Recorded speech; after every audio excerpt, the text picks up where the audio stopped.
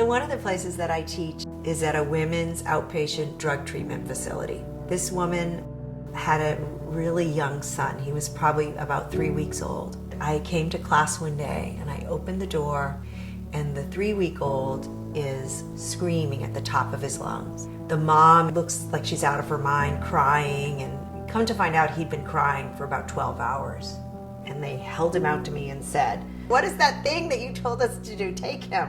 And so I took him in my arms and I asked Mom if it was okay. And she said, "Yes, please." And I just held him and I put his little head in my hand and just said, "How's it going, little one?"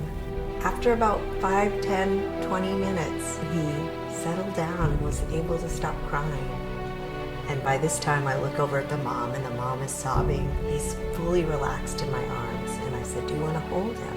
And she came over next to me and I put him in her arms. And he looked up at her and I could tell that it was the first time they'd ever really made eye contact. She just looked down at him and they looked at each other and then he smiled.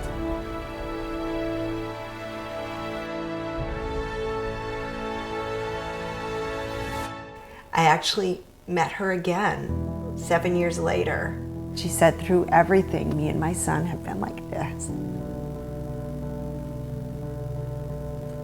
And she still had her son. And she said, "I've made some mistakes with, my drug use, but I have never neglected my son." And I know it had to do with her getting to have somebody support her, in being able to listen.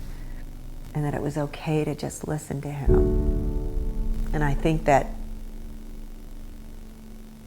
there's something that happens. It's not like it just helps our children heal. It helps us heal.